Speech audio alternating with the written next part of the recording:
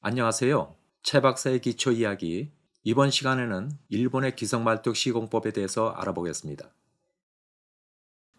기성말뚝 시공법에는 타입 공법과 매입 공법이 있습니다. 일본의 타입 공법은 우리와 거의 유사하죠. 대부분 말뚝을 타입 공법보다 매입 공법으로 시공하기 때문에 이번에는 매입 공법만 소개하도록 하겠습니다. 1961년도에 처음으로 개발한 매입 공법은 현재 인정된 공법만 60여 개나 되고 주로 직경 300부터 1500 전후까지 기성말뚝을 시공하고 있습니다. 두세 개밖에 안 되는 우리나라와는 상당히 비교되죠.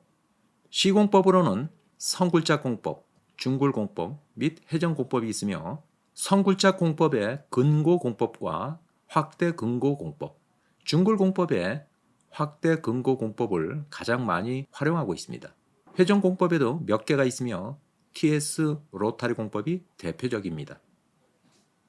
시공법의 특징을 알아보겠습니다.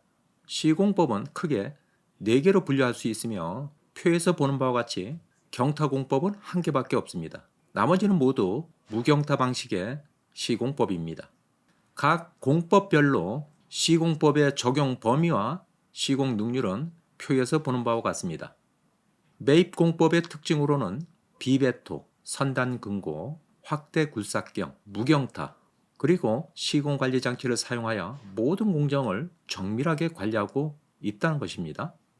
주입액은 3가지로 구분되는데요. 굴착 중에는 굴삭액을 주입하면서 2, 3회 굴착토와 왕복 교반합니다. 굴삭이 완료되면 말뚝 선단부에는 물 시멘트 비가 60에서 70% 정도 되는 부배합의 시멘트 밀크인 선단 근고액을 3회 정도 주입하여 토사를 95% 정도까지 치환합니다. 말뚝 주변부에는 주명 고정액을 주입하면서 두세 차례 왕복 교반합니다. 이때 선단 근고액과 주면 고정액은 시공법마다 동일하거나 다른 배합비를 사용하고 있습니다. 지지력 발현을 알아보겠습니다. 말뚝 선단부는 부배합의 시멘트 밀크를 사용해서 95% 이상 치환 또는 슬라임과 3회 이상 교반함으로써 선단 저항력을 극대화하죠. 말뚝 주면부는 시멘트 밀크와 토사를 교반해서 말뚝의 마찰 저항과 수평 저항을 최대화합니다. 그 결과 말뚝을 고정시킴으로써 말뚝의 수평 또는 기울기 오차를 굉장히 작게 만들고 있습니다. 왼쪽 그림은 현재 일본의 시공 방법을 보여주고 있고요. 오른쪽 그림은 우리나라의 시공 방법을 보여주고 있는데요. 오른쪽 그림에서 보는 바와 같이 만약 말뚝 주면부에 시멘트 밀크를 충전하지 않을 경우에는 마찰 저항과 수평 저항이 감소되겠죠. 그리고 종국에는 지반이 침하될 겁니다. 지지층 확인 방법으로는 주상도, N값과 적분 전류치 또는 유압치를 비교하는 방식인데요. 밑에 그림에서 보는 바와 같이 시공 관리 장치를 사용함으로써 보다 정밀하게 시공 관리를 할 수 있는데요. 대표적인 그림으로는 이 왼쪽 그림에서 보는 바와 같이 빨강색이 N치가 되겠고요. 파랑색이 적분 전류값이 됩니다. 상당히 유사한 것을 알 수 있죠. 이와 같은 현상은 오른쪽 사진에서도 볼 수 있고요. 특히 이 장치를 활용함으로써 이 밑에 그림에서 보시는 바와 같이 말뚝 선단부의 치환율까지 우리가 파악할 수 있습니다. 말뚝 정착 방법은 대부분 압입 또는 회전 관입 방식이죠. 또한 말뚝 선단부는 굴삭콜 바닥에 정착하거나 또는 굴삭콜 바닥에서 위로 말뚝 직경에 200까지 이격시키고 있죠. 이번에는 대표적인 매입 공법을 소개하도록 하겠습니다. 우선 첫 번째로 성굴착 근고 공법인데요. 그림에서 보는 바와 같이 굴삭 교반합니다.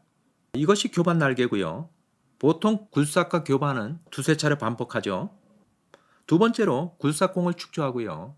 근고액을 주입합니다. 이때 근고액은 대부분 부배합의 시멘트 밀크를 주입하죠. 그리고 나서 교반 날개와 로또를 인발하고요. 말뚝을 회전 매설하게 됩니다. 이 그림은 굴삭공 바닥에 정착하는 그런 그림인데요. 오른쪽 그림과 같이 굴삭공 바닥으로부터 말뚝 직경 또는 2배의 직경만큼 띄우는 경우도 많이 있습니다. 이 시공법에서 가장 중요한 특징은 배터 방식이 아니고 비배터 방식으로 굴삭한다는 거죠. 이들 공법으로는 직경 300부터 800까지 최대 60m까지 시공하고 있는데요. 특히 하루에 120m에서 200m밖에 시공하지 않고 있는데요. 우리의 경우 하루에 300에서 한 600m까지 시공하는 것으로 볼 때 우리보다 훨씬 더 정밀 시공하고 있다는 것을 알 수 있죠. 이번에는 성굴짝 확대 근고 공법입니다. 여기서 말하는 확대는 선단부를 확대한다는 거죠. 굴삭 방법은 거의 같습니다. 교반 날개를 사용해서 굴삭을 하게 되겠고요. 굴삭공을 축조한 다음에 선단부에 근고액을 주입하죠. 교반 날개와 로드를 인발한 후에 말뚝을 회전시켜 정착하게 됩니다. 오른쪽 그림은 성굴착 확대 근고 공법의 모식도가 되겠는데요. 이와 같은 공법의 가장 대표적인 것으로는 로덱스 공법과 ST 로덱스 공법이 있죠. 여기서 말하는 ST라고 하는 것은 선단 확경형 말뚝이고요. 우리나라에서는 퇴출된 그런 말뚝이 되겠습니다. 이 시공법으로는 직경 300부터 1000까지 약 80m까지 시공할 수 있죠. 역시 하루에 120에서 160m밖에 시공을 하지 못합니다. 가령 80m짜리를 시공한다라고 하면 하루에 2개밖에 안 되는 거죠.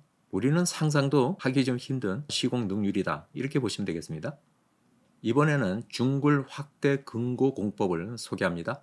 중굴 공법은 말뚝 내부에 오거나 티퍼를 첨공하면서 말뚝을 회전 관입시키는 거죠. 따라서 지금까지 설명드린 그 공법과 다르게 연속 날개를 갖고 있는 그런 스크류를 사용한다는 것이 다르죠.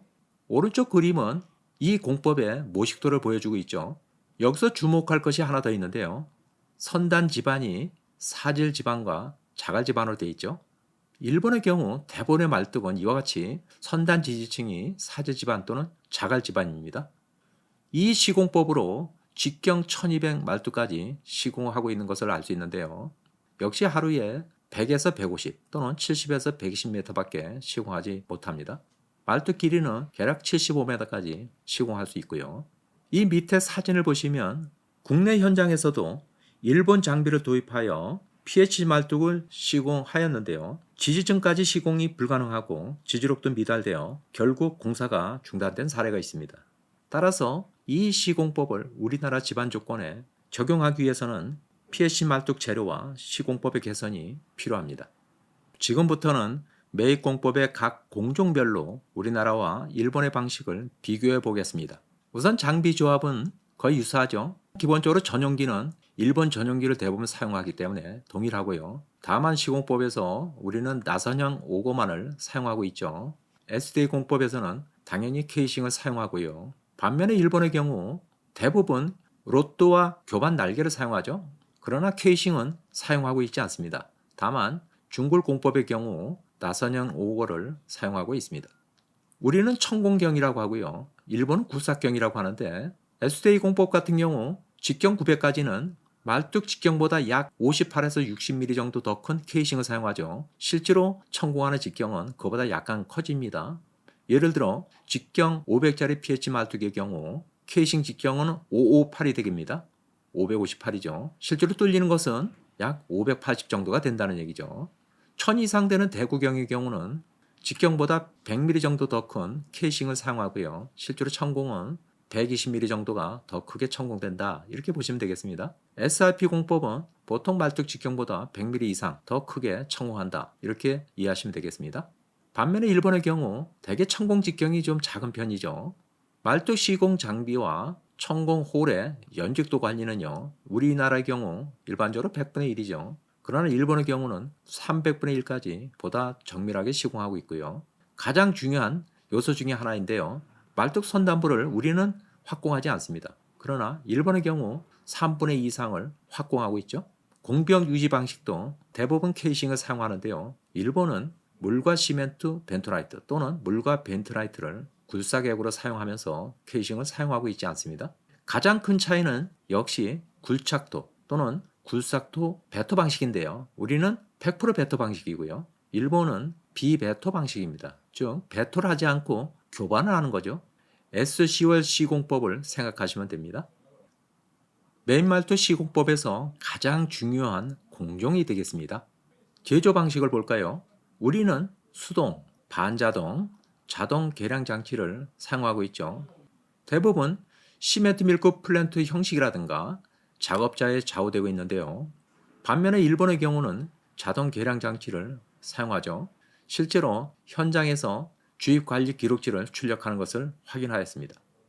배합비와 주입 방식을 알아보겠습니다. 우리나라의 경우 동일 배합비를 제조하고 사용하고 있죠. 보통 83%를 많이 사용하고 있는데요. 저 같은 경우는 68% 또는 59%까지 좀 더 부배합의 시멘트 밀크를 사용하는 편입니다.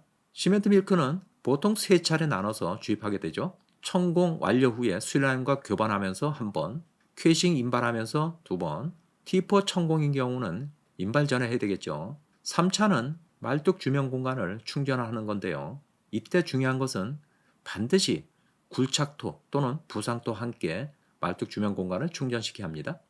일본의 경우 앞서 설명드린 바와 같이 굴사객, 선단 금고액, 주명 고정액을 나눠서 주입하고 있습니다. 주입 관리를 살펴보면요. 말뚝 본당 2회 내지 4회 정도 믹싱한 양을 3차례 나눠 주입하고 있는데요. 가장 문제점은 시멘트 사용량이 미달된다는 거죠. 시멘트 밀크 주입 관리가 잘 안 되고 있는 점은 상당히 문제점이죠. 반면에 일본의 경우는 산출한 금고액, 고정액 양을 정확하게 주입하면서 시공 관리 장치로 확인하고 주입 관리 기록지를 자동 출력함으로써 확인하고 있습니다. 우리하고는 완전히 다르죠. 품질 관리를 보면요. 저희 회사는 혼합 비중 방법을 추천하고 실제로 현장에서 적용하고 있습니다.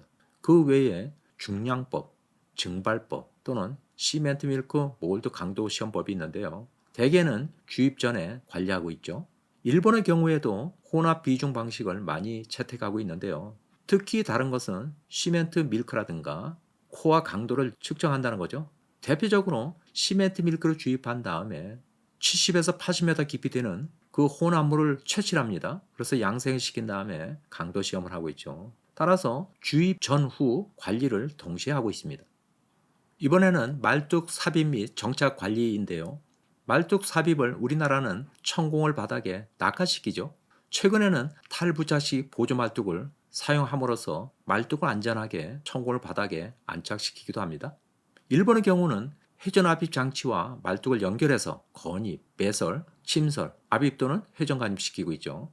말뚝 정착 방법으로 우리는 100% 경타 방식에 의존하고 있죠. 그러나 일본의 경우는 압입 또는 회전 간입을 대부분 다 적용하고 있습니다. 또한 우리나라의 경우 천공을 바닥에 정착시킨 것을 원칙으로 하고 있는데요. 여기서 시멘트 밀크와 슬라임을 제대로 교반해야 천공을 바닥에 안착시킬 수가 있겠죠. 과경타를 할 경우 건전도 저하의 원인이 되겠습니다. 일본의 경우 앞에서 말씀드린 바와 같이 공법에 따라 약간의 차이는 있습니다만 불사공 바닥에서 보통 말뚝의 2배까지 이격시켜서 시공하고요. 일부 시공법은 굴사공 바닥에 정착시킵니다. 시공 후에 시공 오차 허용 기준을 보면요. 우리 경우 기울기는 50분의 1 내지 100분의 1이고요. 수평 이동은 말뚝 직경의 25%와 10cm 중 큰 값입니다. 반면에 일본의 경우는 기울기 오차가 100분의 1이고 수평 오차는 말뚝 직경의 25% 또는 10cm 이내가 되겠습니다. 여기서 큰 차이를 보이는데요. 예를 들면 직경 600짜리인 경우 수평 오차는 15cm로 우리와 일본이 동일합니다. 그러나 우리는 10cm 중 큰 값, 일본은 10cm 이내입니다. 따라서 직경 600인 경우 우리나라의 시공 허용 오차 기준은 15cm가 되고요. 일본은 10cm가 됩니다. 직경이 800인 경우 우리나라는 20cm가 되고 일본은 역시 10cm입니다. 따라서 일본이 우리보다 엄격한 시공 오차 관리 기준을 갖고 있다. 이렇게 보시면 됩니다. 선단 지지층을 볼까요? 우리는 대부분 풍암반 또는 기반함에 안착시키죠. 그러나 이 경우 지지력 산정식이 우리 국내에는 없습니다. 이 점을 개선하기 위해서 저는 2017년도에 안반에 지지시켜 시공하는 SDA 메인 말뚝의 선단 지지력 산정식을 개발하여 실무에 적용하고 있죠. 현재는 안반의 마찰력 산정식을 연구하고 있습니다. 이 경우 대부분의 실무자들은 LH식과 외국식을 사용하고 있지만 과소 또는 과대평가하고 있죠. 그리고 간혹 우리는 모래층과 모래자갈층에 지지시켜 시공하고 있는데요. 이에 대한 식은 현재 없죠. 따라서 일본의 지지력식을 사용하고 있는데요. 반면에 일본의 경우 대부분 모래층 또는 사력층에 지지시켜 말뚝을 시공하고 있는데요. 모든 경우 지지력 산정식이 개발되어 있습니다. 간혹 점토 지지층도 있는데요. 이 경우에도 지지력식이 개발되어 있습니다. 그러나 일본의 경우 안반에 대한 지지력 산정식은 아직도 개발 중인 것으로 알고 있습니다. 지지층 확인 방법을 보면요. 대개는 이제 주상도로 결정하고요. 현장에서는 배도되는 토사나 안편을 육안 관찰해서 결정하죠. 가장 바람직한 방법은 설계 길이로 시험 시공 및 동기화 시험을 실시해서 선단 지지력 값으로 확인하는 방법입니다. 전류값과 작업자의 판단에 맡기면 안 됩니다. 위 사진은 오거 및 퀘이싱 모터의 전류계입니다. 아래 그림은 제가 현장에서 전류값을 측정하고 N값을 비교한 것인데요. 아래 그림에서 검정색은 N값이고요. 적색은 오거 모터의 전류값, 청색은 퀘이싱 모터의 전류값입니다. 그림에서 보면 N값과 전류값이 유사한 경향을 전혀 보여주지 않죠. 이것이 전류값을 사용하면 안 된다는 이유가 되겠습니다. 반면에 일본의 경우에는요. N값과 적분 전류치 또는 N값과 유압치 변화를 시공관리 장치를 통해서 측정해서 비교하는데요. 우측의 그림에서 보는 바와 같이 N값과 적분 전류치의 상당히 유사성을 볼 수 있죠. 특히 마찰 및 선단 지지층이 대부분 퇴적층이기 때문에 N값과 적분 전류치는 굉장히 신뢰가 높다 이렇게 보시면 됩니다. 이음 방식은요. 우리는 대부분 용접 이음을 하고 있습니다만 일본은 대부분 무용접 이음을 하고 있는데요. 왼쪽 그림은 볼트 이음식이고요. 오른쪽 그림은 밴드식이 되겠습니다. 우리는 현재 PH 말뚝이나 복합 말뚝에만 볼트 이음을 간혹 이용하고 있습니다만 일본의 경우에는 PH 말뚝이나 강간 말뚝 모두 이용하고 있죠. 시공 능률을 볼까요? 중소구경 말뚝의 경우 하루에 300에서 600m 정도를 공사하고 있죠.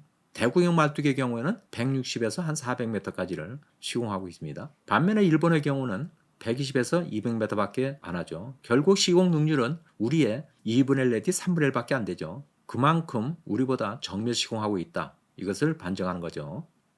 마지막으로 한국과 일본의 메인 말뚝 공법 차이점과 개선점을 알아보겠습니다. 우선 차이점을 보면요. 역시 시공법이 굉장히 차이 나죠. 선단 지지층도 차이 나고요. 배토와 비배토 방식, 또 선단 근고, 확대 굴삭경, 특히 무경타죠. 노 케이싱이고요. 따라서 굴삭공 유지 방식도 다르고요. 연직도 관리 기준도 우리보다 엄격하죠. 우리는 천공할 때는 100분의 1이지만 일본의 경우는 300분의 1까지입니다.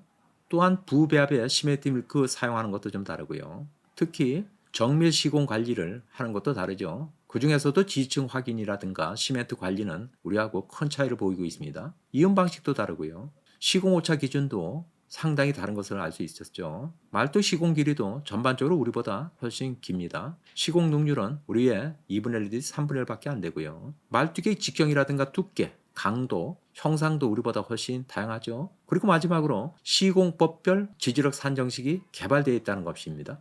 우리하고는 상당히 차이를 보이죠. 다만 안반 지지력만큼은 아직 개발되지 않은 상황입니다. 이것은 그만큼 말뚝을 안반에 지지시켜 시공하는 것이 적다는 얘기입니다. 개선점을 알아볼까요? 다양한 집안 조건에 적합하고 대심도와 대구경 말뚝을 사용하면서 고지지력 확보가 가능한 시공법을 개발해야 되겠죠. 말뚝 공법 용어를 통일해야 되겠고요. 두 번째로 다양한 설계 및 시공 조건에 적용 가능한 표준 시방서와 시공 지침을 개발해야 되겠습니다. 시공 관리 장치를 개발하거나 또는 도입해야 되겠고요. 좀 더 세세하게는 천공경, 지지층 확인 방법, 시멘트 1급 배합비 결정 기준 및 사용량 관리 방법, 슬라임 교반 방법, 특히 T4 비트를 천공할 때의 슬라임 교반 방법을 개발해야 되겠습니다. 말뚝 주변 공간 충전 방법, 말뚝 정착 방법, 볼트 이음제의 재질, 강도, 형상 등을 규정해야 되겠고요. 말뚝 관련 협회와 학회의 노력도 필요합니다. 세 번째로 품질 관리 기준 정립인데요. 여기에는 지지층 확인 방법, 시멘트 1급 배합비와 주입량 관리, 볼트 이음 조임 토크치와 시험 빈도, 시공 오차 기준이 되겠습니다. 네 번째로 고지지력 확보가 가능한 말뚝 재료와 규격, 지지력 산정식을 개발하고요. 기존 산정식을 검증할 필요가 있습니다. pH 말뚝은 허용 내력 개선을 위한 안전율 조정이 필요하고요. 말뚝 두께를 증가시키고 제조 품질을 향상시켜야 되겠습니다. 이상으로 일본의 매입말뚝 시공법을 소개하고 우리나라의 매입공법과 비교해 보았습니다. 개선의 필요성을 공감하셨을 것으로 생각합니다. 다음 시간에는 SDA 매입말뚝의 올바른 시공법을 상세히 설명드리겠습니다. 감사합니다.